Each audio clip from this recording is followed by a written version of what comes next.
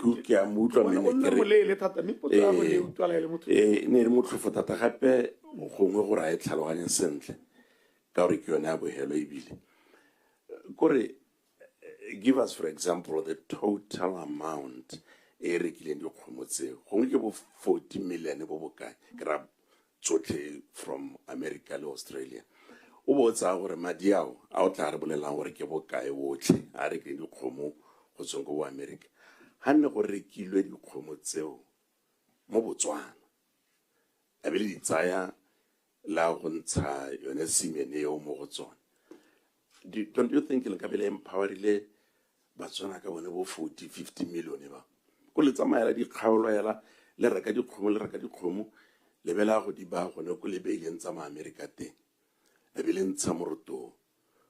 ke tsa gore ke bua Setswana ke re moroto wa dikgomo gone deputy speaker wa bogologolo o na re peo mme tsa go ka ithopela mo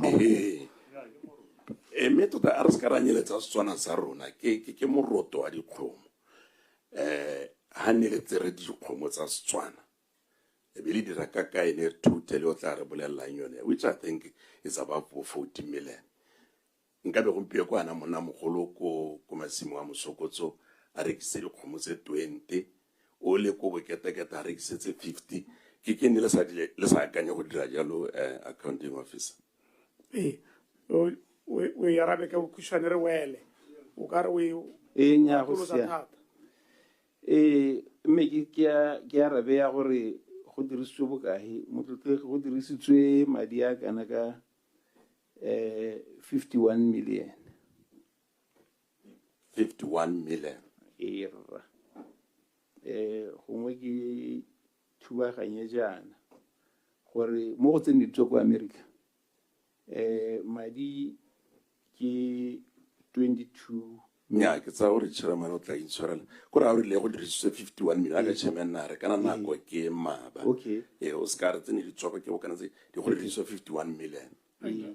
million pula million pula pula ya no ka ba ya name le Botswana bo botlhe 51 million yo nya se ke ka dumalana le sone ke gone gore ga ke ra ganelela mo goreng au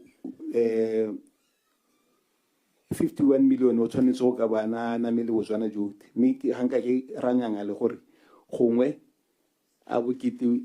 anka bone re go kuditse madi a gore mangwe a ba ka bana le mono ka gore ke le ka go gatelela kganya gore ha gongwe go tokahatsa ke so se mosola mme ga ke ganane le mahoko a reng a mme re ka bone re sa dirisa dipalo tse di harologaneng ke ra gore